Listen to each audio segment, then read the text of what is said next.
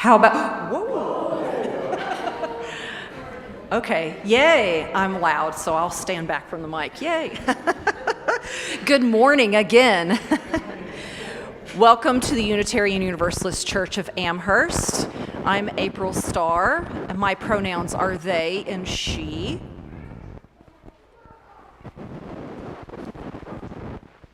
Good morning, good morning, good morning. I'm Kim Diana Connolly. I am delighted to be here today. I have been a member of UU Amherst, I was just thinking last night, for pretty much exactly 15 years, or maybe it'll be 15 years next month. I don't remember exactly when I signed the book, although I did arrive in September. And I arrived with my beloved raised UU children, Simon and Tate, after I moved to Western New York to teach at UB School of Law. I use she and they pronouns, or you can just call me Kim Diana. And I share the pronouns because it's how our true, authentic selves can be present in this community and in this space. Excuse me, Kim? Yes. Could you check if your wireless mic is on? It's on. It's on for now. It's on? I don't know. No, it's not on. No. Okay. I don't know, because right. it's not on. Oh, I'll stand way back. Okay, I'll stand way back. There we go. All right, I'm still Kim Diana. Everything else you can catch up on later. I do want, before we start the service officially, to recognize in my independent person, just individually as a person, I want to recognize this is No King's Fall 2025 weekend, and I know that a bunch of us were out. And if there's any of you that want to shout out or chant in solidarity right now during service, now is your chance. Go!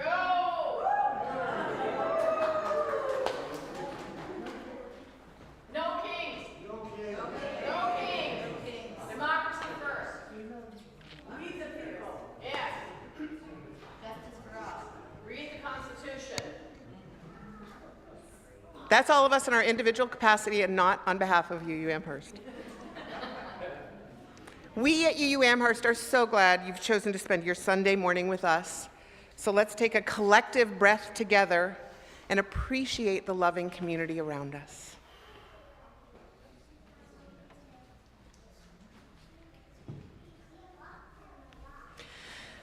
For those of us gathered in the chapel, I urge you to actually turn off your cell phone and not just put it in airplane mode, because we want to free up as much bandwidth as possible and make sure that that does happen, because our Wi-Fi can be challenged sometimes, and we want our online community to be able to have a consistent experience across the service, both now and in the recording. If you need a little bit of extra hearing support, we have assisted hearing devices at the usher station at the back of the chapel, and please feel free to borrow one for the service. I'd also like this morning especially to point out the beautiful sand art on the table up front here in the chapel. Vishwa is a good friend of UU Amherst and has created this sand art in honor of Diwali, the Indian celebration of lights, where Lord Vishnu destroys evil. In India, sand creations decorate the thresholds of people's homes, and they go out to walk around the neighborhood and admire the beauty that everyone has created. And we appreciate having this in our sanctuary where the wind can't destroy the beautiful art. So we'll see how long it lasts. Thank you so much to Vishwa for all of your talent and effort. It's such a blessing to our congregation to have this.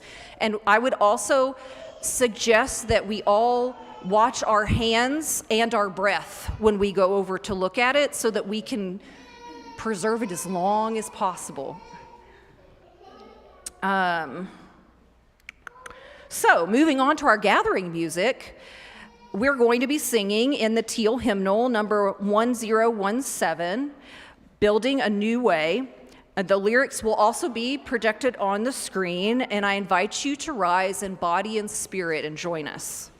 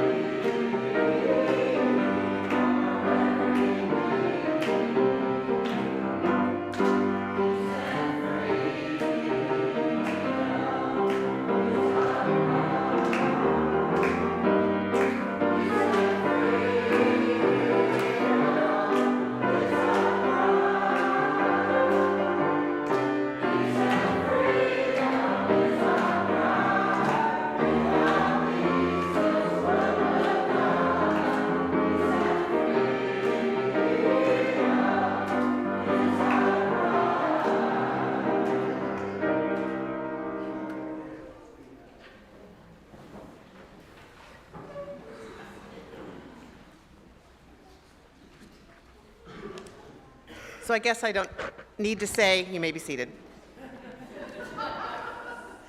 Before I do our opening reading, I would like to note that the flowers at the back of the chapel are from Hinnie Martin's memorial service yesterday. We have been blessed with beauty. In the spirit, We Are Bound Together, which you can find if you want to get the book, Singing the Living Tradition, it's 471 to read along. I want to talk about the reading before I read it. I want to lift up Reverend Alice Blair Wesley. She is one of my heroes. Reverend Alice Blair Wesley was actually presented with the Unitarian Universalist Association's 2009 award for distinguished service to the cause of Unitarian Universalism. Reverend Wesley was a UU parish minister from 1978 to 1995, and she also wrote extensively on how covenantal theology remains at the heart of Unitarian Universalism. And since I'm talking about covenant today, I wanted to read some of her work. She says, "We are bound together in an inescapable network of mutuality, tied to a single garment of destiny. Whatever affects one directly affects all indirectly. We are bound together by the spirit of love and the bonds of affection. May we grow in understanding and forgiveness, in honesty and patience, and in mutual trust. May we all live for the good of all."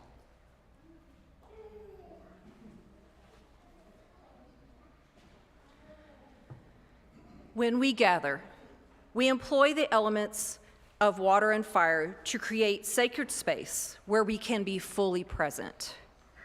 Luke is going to help us with this ceremony today.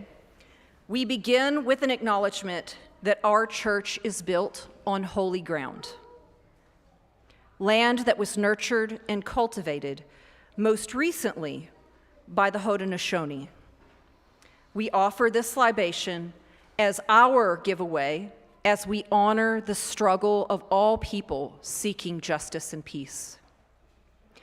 We seek the courage and wisdom to heal the wounds of the past and build a better future with all our neighbors and fellow creatures together. It is also our custom when we gather to light a chalice.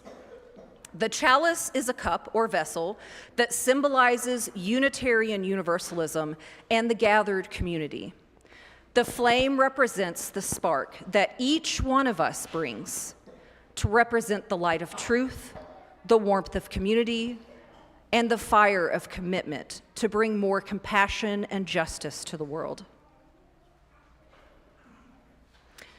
Please join me in our chalice lighting words. We gather this hour as people of faith with joys and sorrows, gifts and needs. We light this beacon of hope, sign of our quest for truth and meaning in celebration of the life we share together.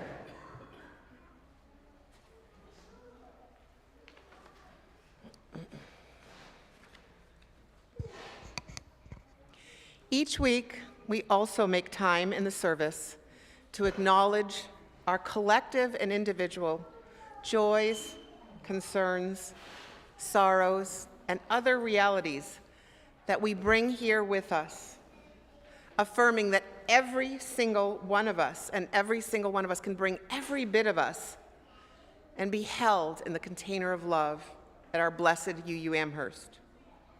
We embody this by placing a shell, a colored piece of glass, or a stone in one of the on the shared labyrinth up here or the one in the back.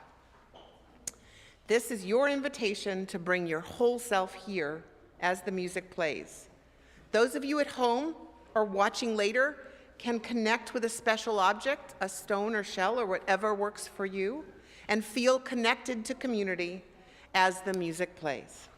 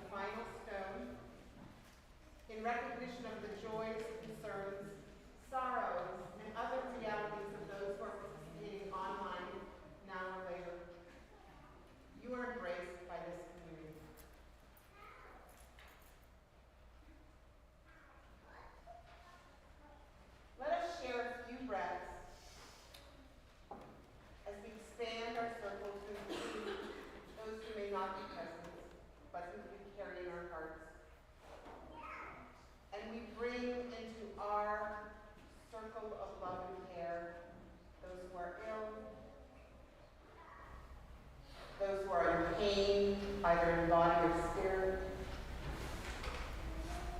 Those who are lonely. Those who are overwhelmed and feeling lost. Those who have been wronged. And those who are looking for more connection and community.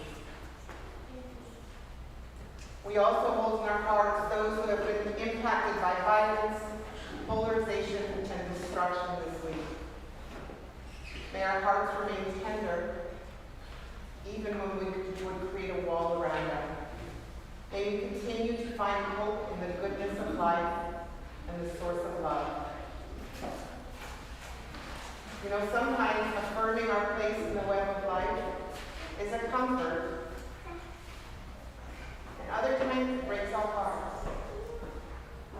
But may we find strength and peace and courage to carry on. Amen and blessing.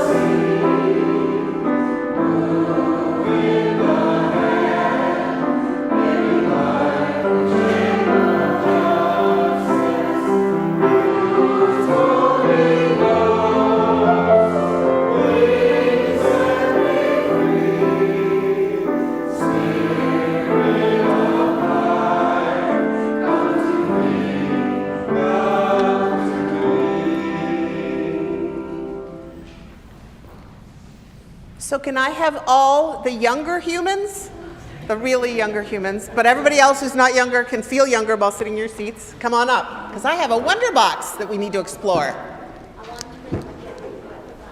Pardon? Oh, we're not doing jet pig, but we're going to do something similar. I love jet pigs. I'm going to talk about jet pigs. Look who's coming up here. Woo! All right. Might have enough numbers. Okay, cool.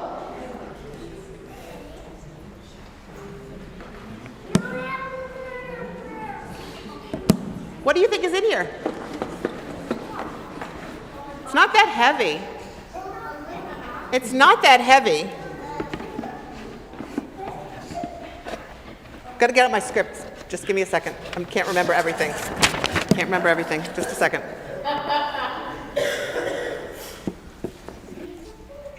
What's this? It's a little bird. Did you know that birds build nests as their homes? So, do you see the pictures up there? There's a bird. And I brought a few birds for us to hold while we tell this story. Can you take a bird and pass it around? Thank you. And some people may need to share. There are 12 birds.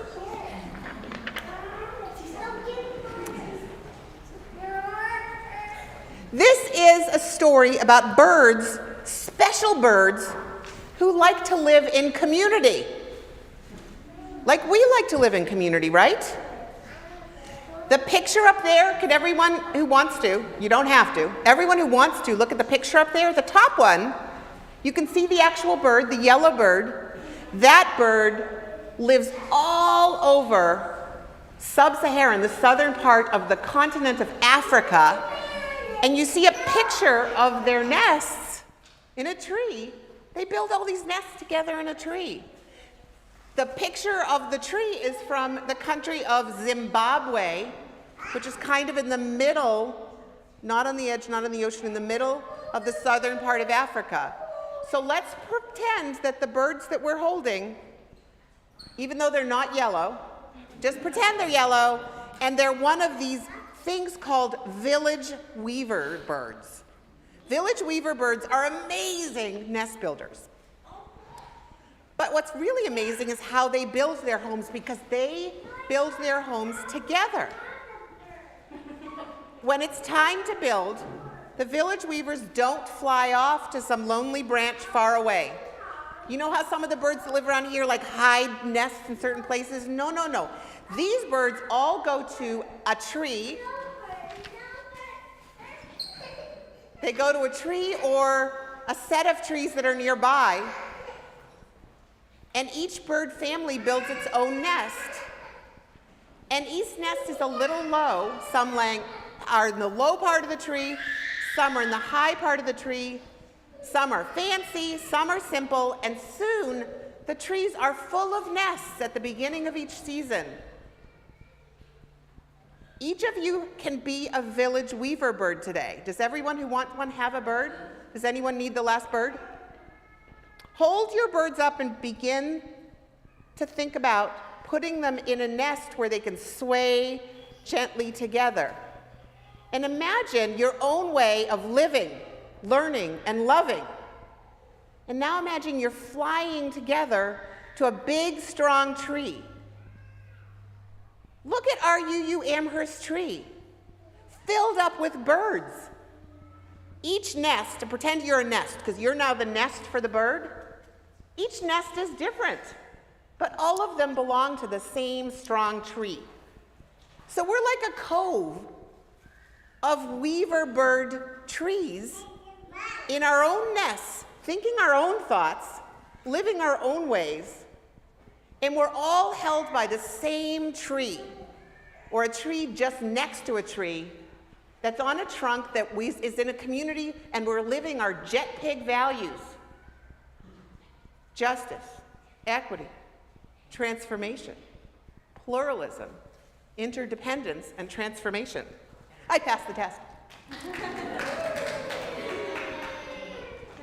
We listen to each other, we help each other, we make sure no one's nest is forgotten, and we keep our trees strong, our nests warm and welcoming, and our hearts connected, just like the village weaver birds who sing and build together. So now let's sing our children out as they fly to their activities. And you can take the birds with you.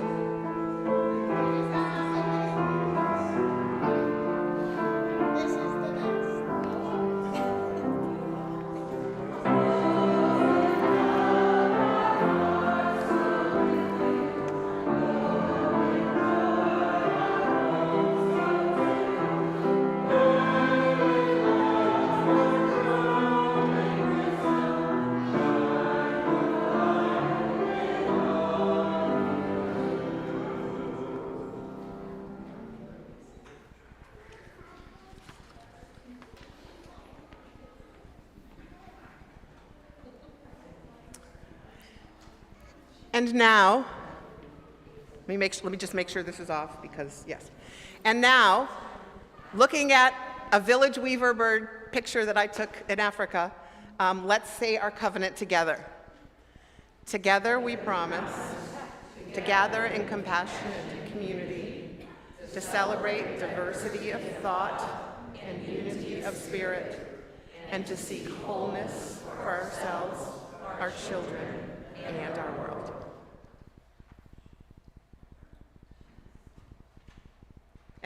And now we have a new song. Don't worry, guys. It's very simple and beautiful and repetitive, and we have music in your order of service. There's a little insert, so if your eyes are good enough, it may be some help. But I'm going to be up here to help everyone that can't read the music, so. Oh, that's right. Yes, we're going to play it through once so everyone gets familiar with the tune, and then we're going to jump in and see what happens.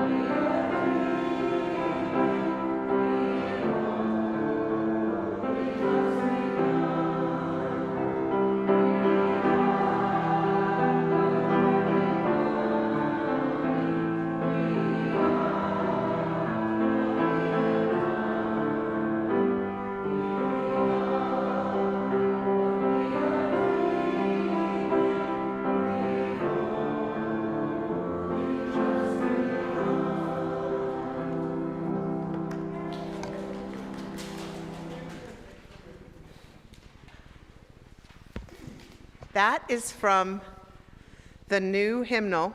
Thank you. That's from our new hymnal, Sing Out Loud.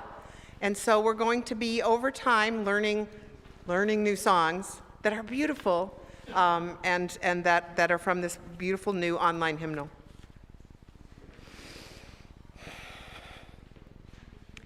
It is so good to be back here in front of you talking about covenant with you again, beloveds. Today, we are going to be talking about weaving parts of our lives together. We'll talk a little more about those African birds I started talking about in the Time for All Ages, and how we can use their lessons right here in our Western New York congregation about a woven together life, and the renewal process, starting that in earnest for our beloved UU Amherst Congregational Covenant. But I'm going to go back and start with another story. Is that okay? You're like, you're in charge. I can't stop you, right? So Simon and I, my son Simon, were in Zambezi National Park in Zimbabwe, Africa, on August 1st. And we went on this thing called a game drive, which is the adventure of riding in a high truck with open sides, looking for native wildlife with an expert guide. So here we are, driving, looking for cool things. I'm going to show you some cool pictures of other things we saw. But I was fascinated by these odd trees with masses of something all over. We'd paid a lot of money for the chance to glimpse giraffes and lions and elephants. And I'm sitting next to Simon, frantically taking pictures of trees. So I'm looking and I'm thinking, I think these might be nests. And so after about 10 minutes of every time I saw one, taking a picture of one of these trees, I asked the guide, who told me with a smile on his face, that they were the nests of these birds called village weavers who live all over sub-Saharan Africa. And we drove around and we were looking for glimpses of more glorious megafauna. That's what we call them in the world of people who do wildlife. Megafauna, the big, huge things. And we did see elephants. We saw a lioness. We saw antelopes and alligators and buffaloes and more. I still kept looking for these trees. Simon, and some of you have met him. He's a lovely young adult. He was raised by this congregation in part. He'll be back at Christmas time and playing the cello. But he was actually laughing at me out loud in front of all of these strangers and his friend Giulietta. And then, about halfway in, being a scientist and realizing, he started taking pictures too, so then he stopped laughing. Okay, I'm getting ahead of myself. Let me go back to the sermon you came for. You're like, I came for a sermon about covenant, and you're talking about something else. And then I'll get back to how this works together. So we opened, there we go. So these are the trees. I'm taking pictures of all these trees. They're everywhere. Literally, you'll see lots of pictures of them. Less than 10% of the good pictures I took. There were some pictures where we were driving, and I actually just got the tail of it. But there are fun pictures throughout. So these are the pictures.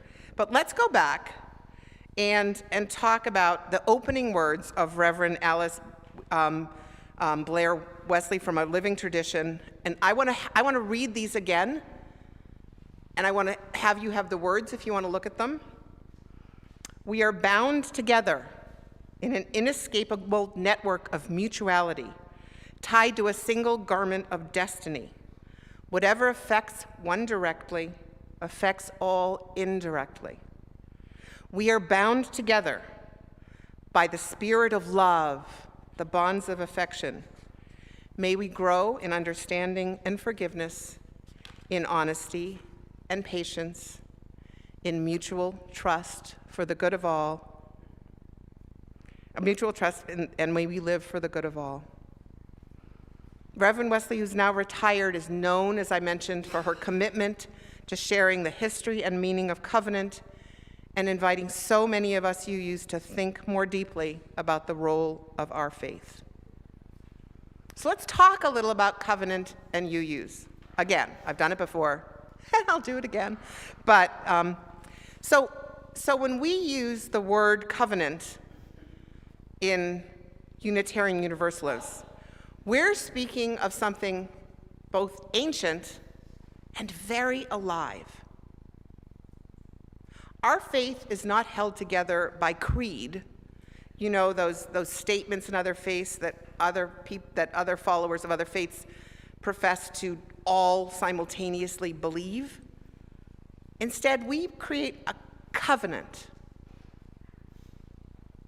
Covenant. The promises we make to one another about how we will live in community, grounded in love, connected through mutual respect. As a lawyer, I must tell you, a covenant is not a contract. A contract is a formal thing that protects the signatory's interests. There's required classes in contract law when you go to the first year of law school. By the way, my lowest grade in law school. I digress. Unlike contracts, covenants protect and nurture relationships. For those of you who were there in my last sermon about covenant, I talked about a covenant that the father of my children and I entered into in 1994. So covenants can be all sorts of things. That can be personal, like that one. They can be congregational, like the one we just read. There can be covenants for committees and other kinds of relationships. So when we as UU speak about covenants, we talk about writing down how we're going to act with trust and accountability and the shared aspiration to become the people we wish to be. I love the wording that the Unitarian Universalist Association described it. It's on this page if you want to go find that page, or you don't have to because I'm going to read you some of my favorite words from that page. Covenant is the silk that joins UU congregations. Covenant is the silk that joins UU congregations, communities, and individuals together in a web of interconnection. It is the framework within which we try to live out our values. It's not a rule book. It's a way of being. It guides how we navigate conflict, how we return to one another after hurt, how we hold one another in the ongoing, sometimes hard work of spiritual growth and justice. And it's something that we create and then we recreate together. This goes back to our spiritual ancestors. The early New England Congregationalists believed that a church is not created by decree, which kind of got them in a lot of trouble with a lot of their friends because that was not the way that churches worked for most other people. These New England folks believed that it was mutual consent of members that mattered. They gathered, they covenanted together, they formed communities grounded in promise rather than hierarchy. So today, across the whole world, UU congregations like ours continue that legacy. We are proudly self-governing. We freely gather. We are bound not by set forth to us beliefs, but by love. So when I talk about renewing our UU Amherst covenant, I'm inviting us collectively to ask, right here, right now, who are we as a community? Who do we want to become together? What promises will guide us as we live into that becoming? At the end, we're going to ask you some questions, and we're going to come out with a mic and talk to you for a few minutes, but just let's keep those in your mind. Who are we as a community? Who do we want to become? And what promises do we need to make?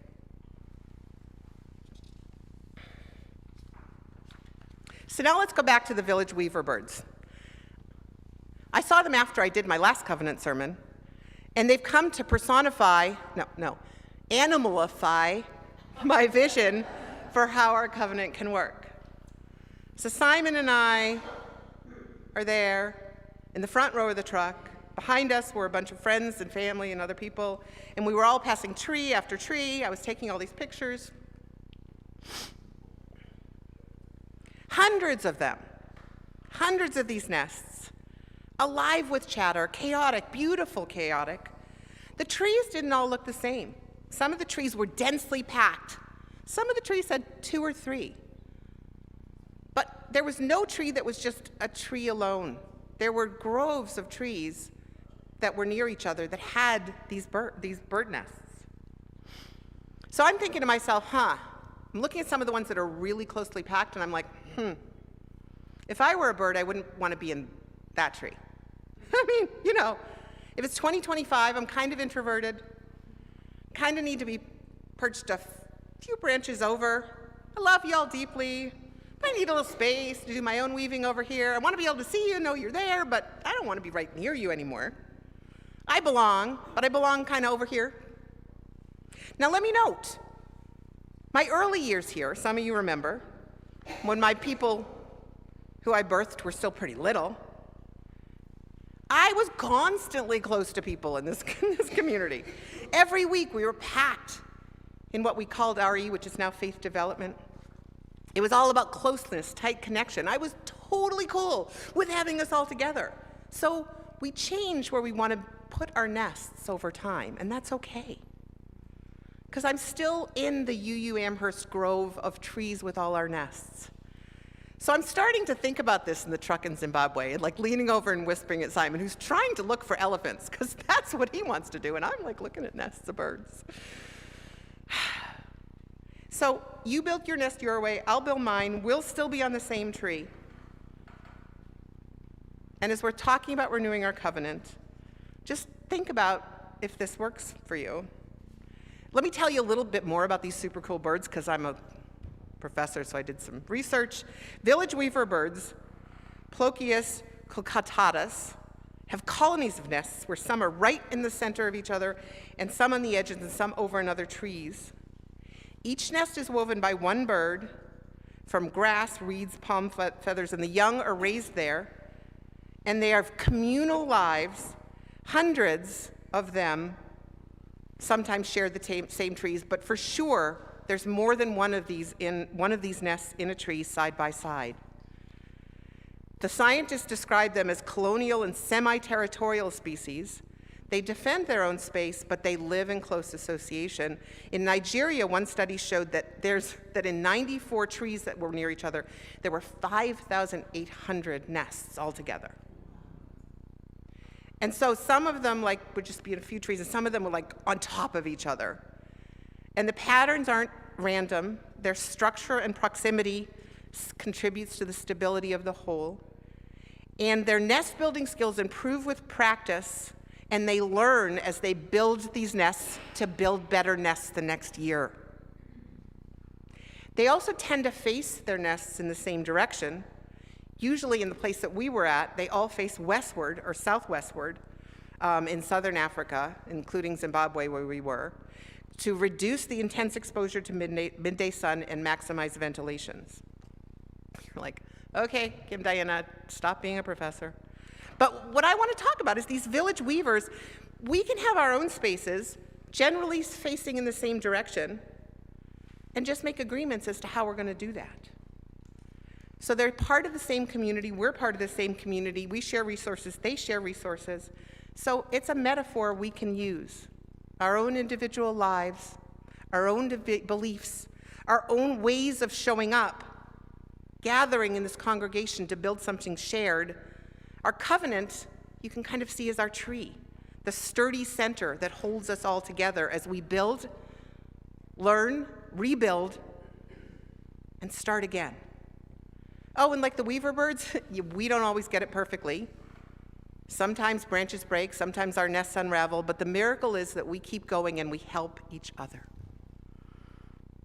Which brings us to this moment at UU Amherst of recreating and renewing our covenant. We had something that wasn't quite a covenant, but it was an agreement that used to be read every service. Not quite yet, but soon. Do any of you remember the words of celebration and prayer?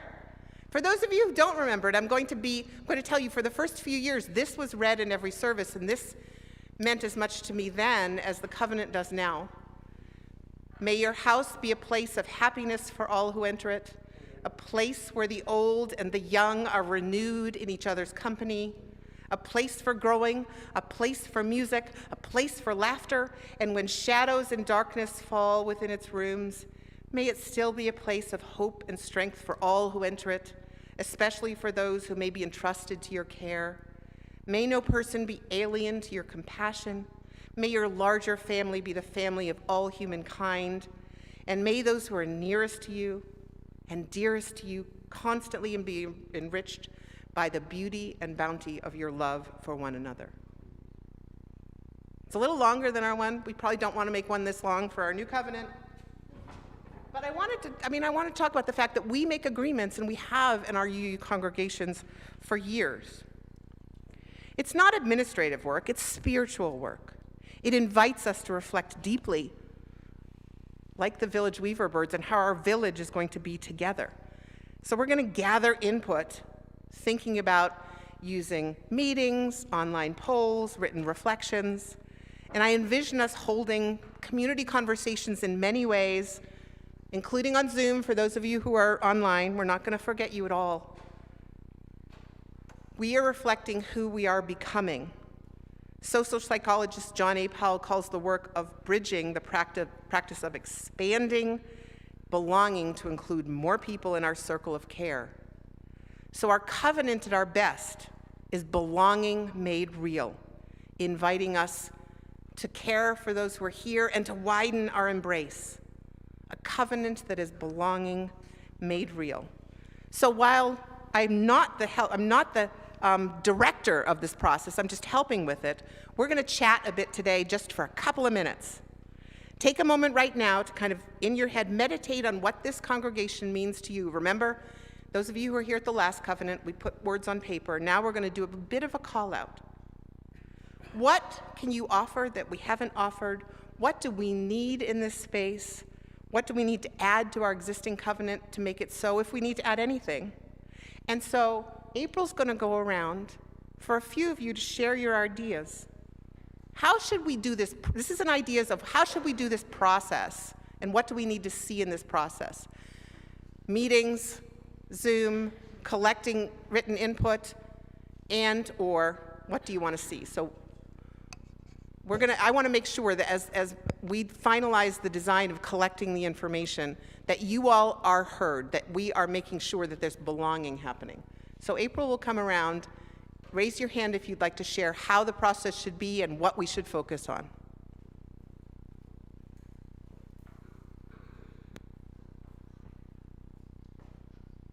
I'd like to have an acknowledgement of art within the community. We have beautiful weavings. We have wonderful pictures. We have so many talented people in this community that share their artwork. And I think that that's a big bond. Thank you. Other thoughts?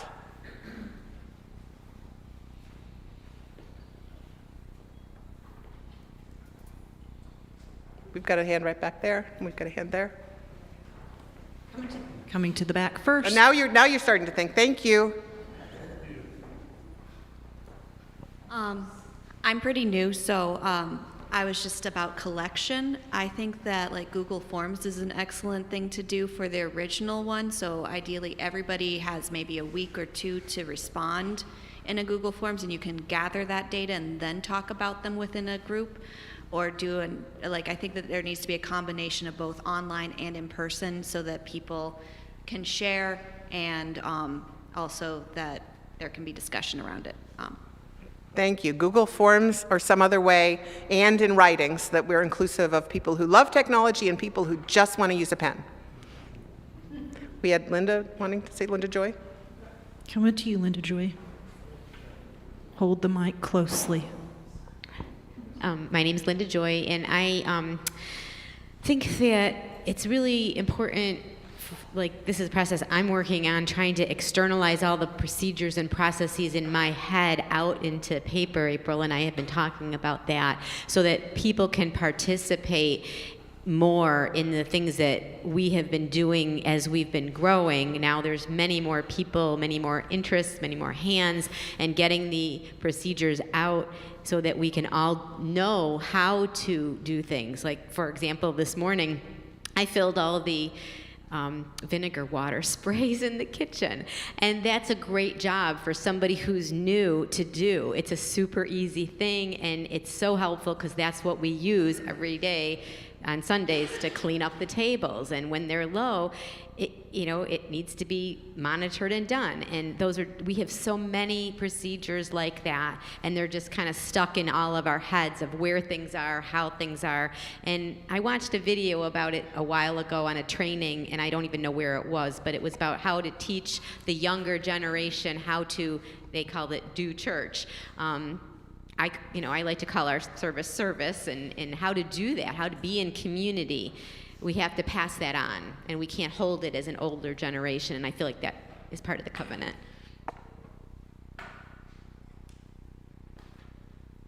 Coming to Rachel. Please hold the mic closely. Okay. So kind of piggyback on that, what if you did like a mentorship program, people who are interested in like expanding their, works in the community. That way we can get the younger generation taking over for the older generation. Because I know that is lacking in some other churches. So have a mentor thing. So have designated mentors. I can tell we're going to have great ideas. Did you want to? Okay, we'll have one more and then we'll close up. One more. Well, I'm going to mention something that doesn't get much attention usually, and that is what happens when somebody is unhappy about something. And I'm not going to really specify what this is or how it happens, but sometimes people get unhappy in a smaller or a larger way. We don't seem to have a process to deal with that, or even a way to tell people, okay, if you're unhappy about something, here's where to go, here's who to talk to. We're not trained in this when we grow up. We just rattle around and handle it however, and sometimes we're not very happy about the outcome, and neither are other people. There's got to be a better way. And I'll just hog the mic last and say thank you, Wendy, for saying that, because one of the biggest things about covenant is that we're all going to mess up, period. And we have to be able to stay in relationship, and that's like some of the hardest work of covenant, in my opinion. Thank you, and thank you all. We're going to have some great ideas, so hold the ideas that you started to have and think about them on the Google Forms or the times that we're going to get together so we can get our covenant renewed and recommitted. So in this time of immense change in the world, in our faith, we have the chance to use your ideas to become these birds and do these renewed covenants that ground us in love and carry us forward and meet the moment that we are in. So thanks in advance for leaning into our renewal process. Be on the lookout for more. Find me or Reverend Michelle in the weeks ahead as we go forward in this. And so this is going to allow us to look beyond our nests for the big things that we want to explore, the amazing megafauna that we can look out on in the inspirational sermons that we hear from Reverend Michelle and other guests. And with our building a covenant will allow us to look beyond and see what's out there. In closing, this process invites all of us to become like the village weaver birds, bringing our own thread, our own song together, re-envisioning our shared congregation.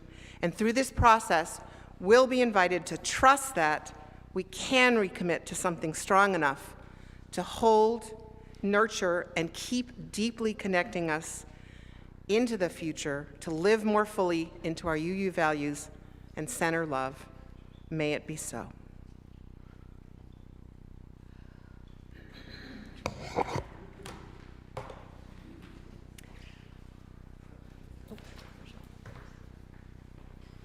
Thank you, Kim Diana, for that wonderful message.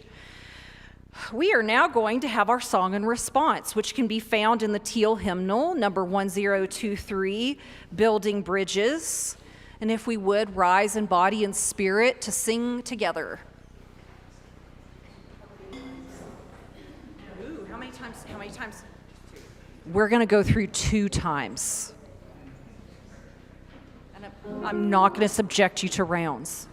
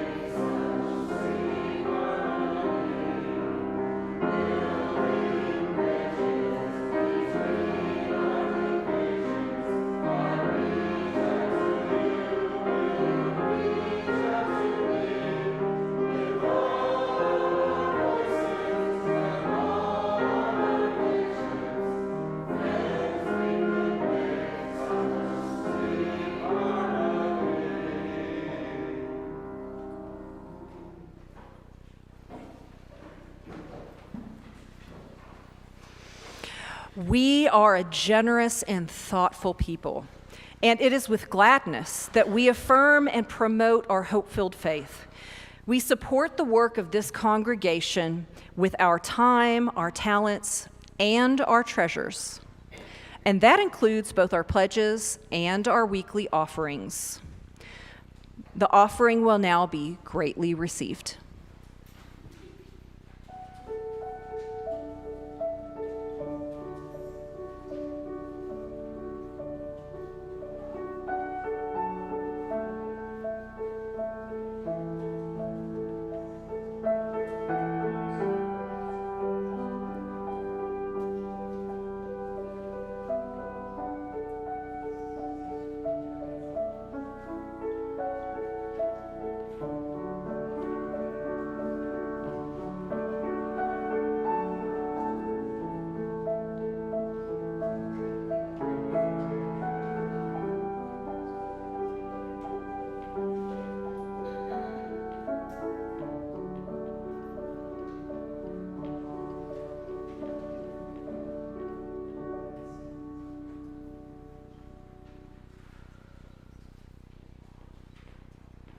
Luke, darling.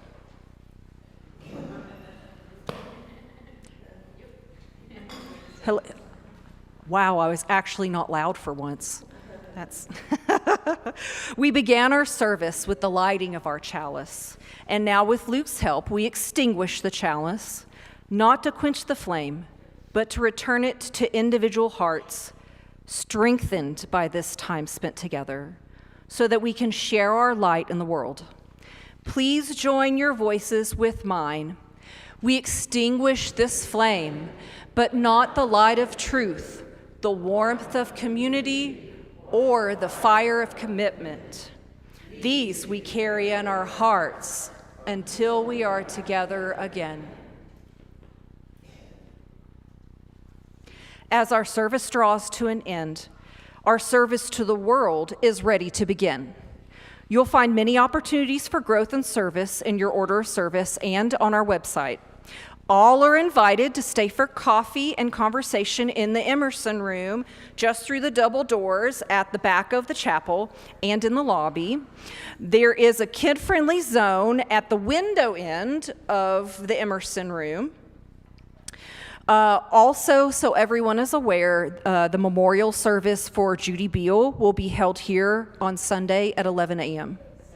Oh, sorry, Saturday. Gosh, thank you for keeping me on track.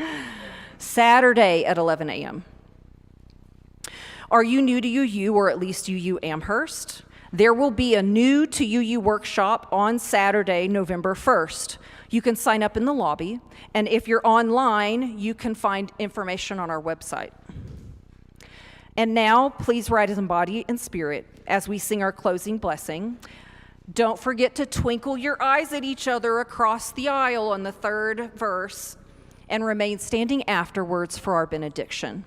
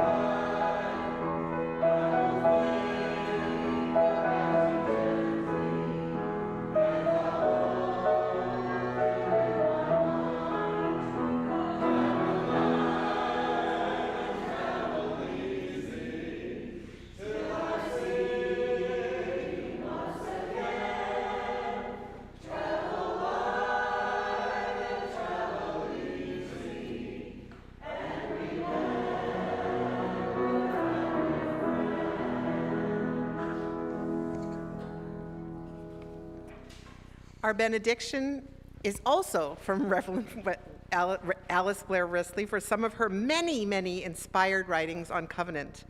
This one is from her lecture in the year 2000 entitled The Lay and Liberal Doctrine of the Church, the Spirit and Promise of Our Covenant.